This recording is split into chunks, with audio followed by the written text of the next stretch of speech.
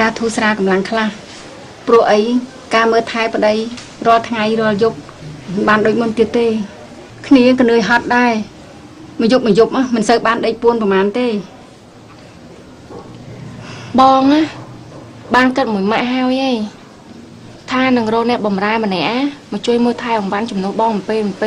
ដើម្បីឲ្យបងនេះមានពេលបានសម្រាប់ខ្លះបងស្រីឯងឥឡូវនេះកម្លាំងក៏ចុះខ្សោយព្រោះមើលការថែទាំប្តីទាំងយប់ទាំងថ្ងៃមិនអាចបានទៀតទេឃើញទេប្រហែលថ្ងៃមុនវិលមកដួលសន្លប់គុំតែបានម៉ាក់នៅក្បែរគុំអីយ៉ាប់ដែរហ្នឹង